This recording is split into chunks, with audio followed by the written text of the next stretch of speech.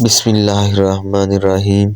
حضرت علی رضی اللہ تعالیٰ عنہ شیر خدا نے یمن میں اپنے نمائندے کو خط لکھا اور اسے درخواست کی کہ لوگوں کے ساتھ عدل و انصاف سے پیش آئے، اور آخر میں اس سے چاہا کہ 10 لائق ترین اور اپنے معتمد افراد کو ایک خاص کام کے لیے حضرت علی رضی اللہ تعالیٰ عنہ کے پاس بھیجے۔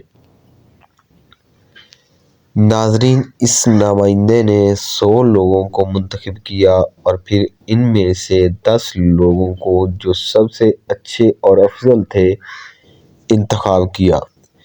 ان 10 لوگوں میں سے عبد الرحمن ابن ملجم مرادی بھی شامل تھا۔ جب یہ لوگ حضرت علی رضی اللہ تعالیٰ عنہ کے پاس پہنچے، ابن ملجم جو کہ شجاع، فصیح و بلیغ تھا، اس کو ان لوگوں نے اپنا سخن گو بنایا تاکہ حضرت علی رضی اللہ تعالیٰ عنہ سے گفتگو کرے اور مداح میں اس نے جو خود شعر کہے تھے وہ پڑھے۔ اس کی تمام باتوں میں سے ایک بات یہ تھی کہ ہم فخر کرتے ہیں، آپ فرمان دیں ہم سب غلامی کریں اور ہماری تلواریں آپ کے دشمنوں کے لیے آمادہ ہیں۔ امیر المومنین حضرت علی رضی اللہ تعالیٰ عنہ نے بعد میں اس کو اپنے پاس بلایا اور فرمایا، تمہارا نام کیا ہے؟ اس نے کہا، عبد الرحمن۔ حضرت علی رضی اللہ تعالیٰ عنہ نے فرمایا، تمہارے باپ کا نام کیا ہے؟ اس نے کہا، ملجم۔ حضرت علی رضی اللہ تعالیٰ عنہ نے کہا، کس قبیلے سے ہو؟ کہا، مراد سے۔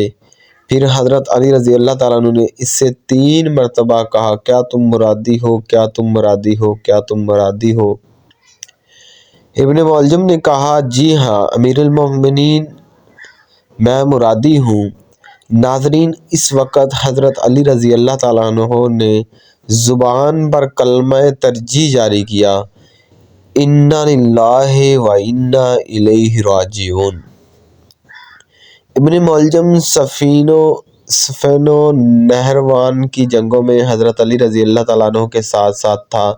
جب لشکر اسلام نے خوارج پر غلبہ حاصل کیا تو ابن ملجم نے کہا، اے امیر المومنین، مجھے اجازت دیں میں آپ رضی اللہ تعالیٰ عنہ سے پہلے کوفے جا کر آپ کی فتح و کامرانی کی خوشخبری کوفہ والوں کو دوں۔ حضرت علی رضی اللہ تعالیٰ عنہ نے کہا، تمہارا مقصد اس کام سے کیا ہے؟ اس نے کہا، میں چاہتا ہوں کہ اللہ مجھ سے راضی ہو جائے کہ حضرت علی رضی اللہ تعالیٰ عنہ کی کامیابی سے لوگوں کو خوشحال کروں۔ حضرت علی رضی اللہ تعالیٰ عنہ نے اجازت دی۔ اس نے ایک جھنڈا ہاتھ میں لیا اور کوفے کی طرف گیا۔ شہر میں داخل ہوا اور بشارت بشارت کی فریاد شہر میں گونجی۔ اس طرح وہ گلیوں سے گزر رہا تھا کہ قطامہ کے گھر کے پاس پہنچا۔ یہ خاتون تھی جو بہت زیادہ خوبصورت، حسین و جمیل اور دولت مند عورت تھی، لیکن بدکار و فاحشہ عورت تھی۔ طبقات الکبریٰ جلد 3 صفحہ نمبر 35 پر ابن سعد لکھتے ہیں کہ جب قطامہ نے حضرت علی کی فتح کی خبر سنی تو ابن ملجم کو پکارا تاکہ وہ اپنے باپ اور بھائیوں کے بارے میں پوچھے۔ قطامہ نے اسے اپنے گھر لے گئی، عزت و احترام کیا اور مہمان نوازی کی۔ ابن ملجم پہلی ہی نگاہ میں اس کا عاشق ہو گیا اور اپنے دین و ایمان کو اس کے ہاتھوں میں بیچ دیا۔ قطامہ نے اپنے باپ اور بھائی کے بارے میں پوچھا جو سپاہ خوارج میں سے تھے۔ ابن ملجم نے کہا، وہ سب جنگ میں ہلاک ہو گئے۔ یہ خبر سنتے ہی وہ رونے لگی۔ ابن ملجم اس خبر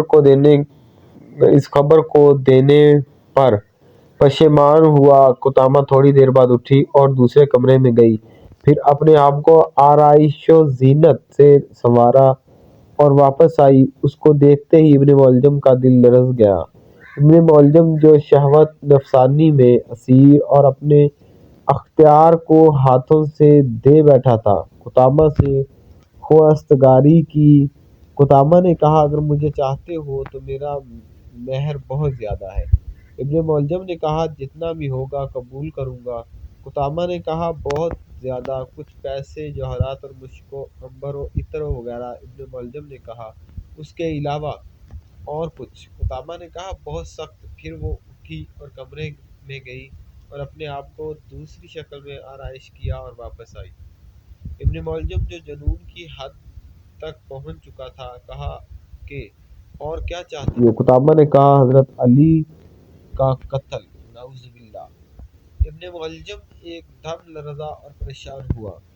اس سے اگلے دن ابن ملجم کو اطلاع ملی کہ یمن میں اس کا باپ اور چچا مارے گئے ہیں اور اب وہ اپنے باپ اور چچا کی وراثت کا اکیلا مالک ہے۔ یہ سنتے ابن ملجم یمن روانہ ہوا تاکہ بے تحاشا دولت لا کر قطامہ کے قدموں میں ڈال دے۔ وہاں پہنچ کر اس نے سب جائیداد کو فروخت کیا اور مال و دولت لے کر چل پڑا۔ رستے میں اسے ڈاکوؤں نے لوٹ لیا اور وہ سارا مال لے گئے۔ ابن ملجم جنگل میں سرگرداں تھا، لیکن تھوڑی دیر بعد ایک قافلے سے جا ملا اور اس کے ساتھ ہم سفر ہو گیا۔ قافلے میں دو شخص کا دوست ہو گیا۔ ان دونوں کا تعلق واری سے تھا۔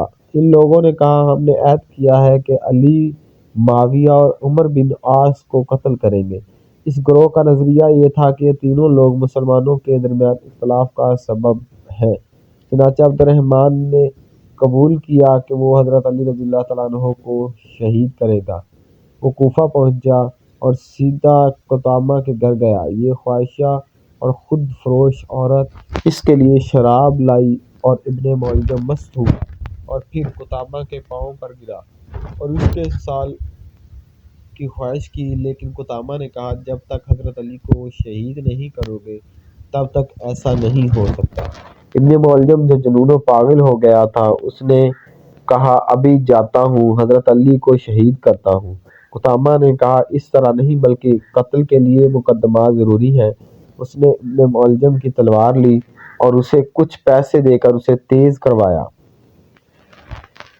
پھر کچھ درم دے کر اس تلوار کو زہر آلود کروایا اور اس رات بدنصیب و بے حیا نے محراب مسجد کوفہ میں داماد رسول شیر خدا حضرت علی رضی اللہ تعالیٰ عنہ پر وار کرایا اور تلوار سے ایسا زخم لگایا جس کے اثر سے 2 روز بعد 21 رمضان المبارک کو حضرت علی رضی اللہ تعالیٰ عنہ شہید ہو گئے۔ کوفہ میں کوہرام مچ گیا۔ ابن ملجم کو گرفتار کر لیا گیا۔